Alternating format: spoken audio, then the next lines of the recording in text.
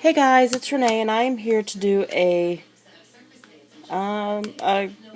a project share, but it's a swap that I'm participating in the craft hole, and it also sort of turned into a Diemond dyes project. So here's everything I used. This was a coffin swap, so I used one of these coffins from Michael's. I believe they were $1. I used this Martha Stewart.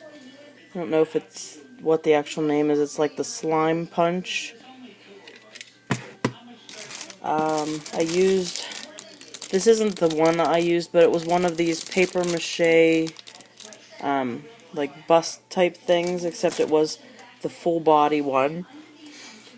I used the old paper distress ink and the black soot distress ink, some glossy accents, some of this Perfect Pearls mist in heirloom gold, one of these little feather picks, one of these Fresh in Bloom charms that I got at Hobby Lobby, this little tiny bottle charm, some twill tape, and I used this Prismagic paper that I got from Diemond Dyes in pomegranate punch, and I used the realistic rose dye. So here is my coffin, and I really love how it turned out. I don't know if you can really see it. My lighting's kind of bad right now. I don't know if this one will help. That kind of makes it worse. So there's my coffin. I love how it turned out. I'm going to have to make one for myself.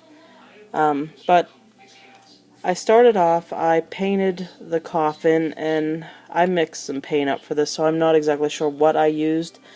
But I gessoed it first in some gray gesso, and then I may have mixed the gray gesso with some metallic paint. So it sort of has a little bit of shimmer in spots, not much at all.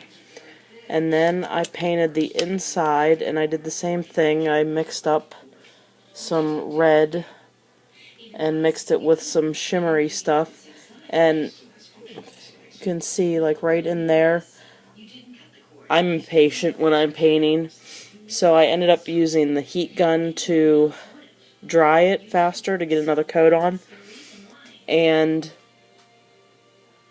I held the heat gun up to the paint and got this bubbling effect, and I really liked how it looked because it made it look even older.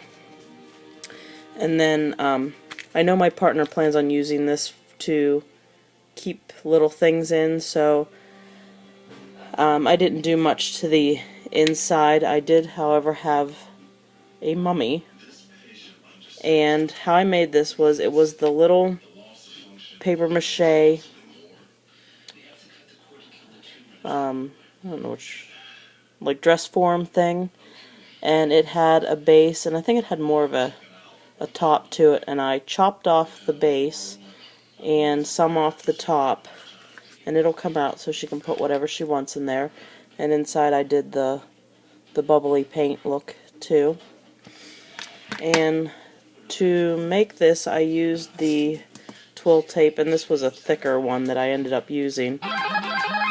And I wanted it to look old and dirty. It was white when I started, so I think I got the old and dirty look pretty good. I tried a couple things. I tried to stain it with coffee, and that didn't work. So I ended up using the old paper distress ink and my tool, and I just took the whole length of it and put it down and ran it underneath there. So some spots where I stopped, it looks dirtier, and I really am happy with how it came out. and it fits in there really nice. So after I did all that, oh no, sorry, I forgot. I did the ooze punch or whatever that's called, and ran it the whole way around. And then I used my glossy accents to go over the paper and make it look wet and drippy. I'm pretty happy with how that turned out. It was a major pain in the butt because the glossy accents likes to run. So I had to do one piece at a time and let it dry. So after I did all that, I took a break from it for about a week because I just did not know what I wanted to do on the front. I knew I wanted a sort of vampire-y theme to it, and yeah, this is what I came up with. I made 2 roses with the realistic rose dye, and it was just some red paper from my stash. I probably should have used the same one, but I can't really find that piece that I cut right now. I was looking for it. But after I made, well, before I made the roses, here are a couple here. And this is, I cut all these out, and then if I don't make the rose, I just store it in the back of my package. And then I can use it the next time. So I cut them out, and I distressed it with the black soot on both sides. And I made my roses. Back in there. And then I knew I wanted to use the... Oh, after I finished the roses and they dried and everything, I sprayed them with the Perfect Pearls Mist in Heirloom Gold. I really love how they turned out. I'm pretty happy with these ones. You can see they have a bit of a shimmer. I knew I wanted to use the black feathers, so I put that down, and in this little bottle, you can see it, I wanted it to look like blood. So in there is some glossy accents and food coloring, and it will settle down, so this will be clear glass, and it'll look like it just has some in there.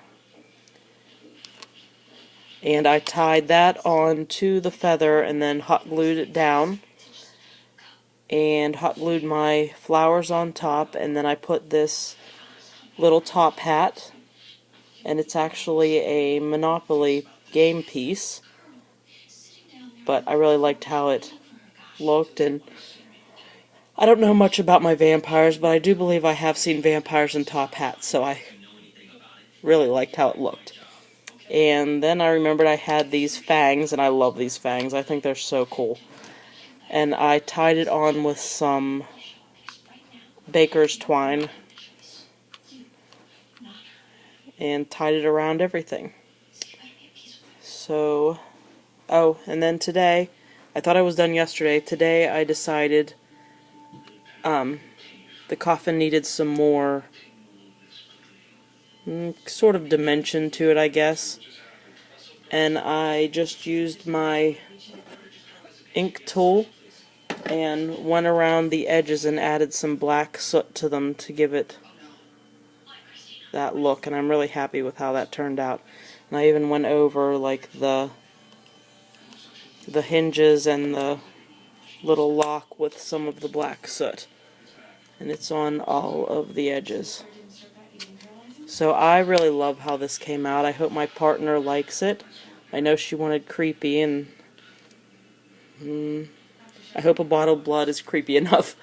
But there is my project.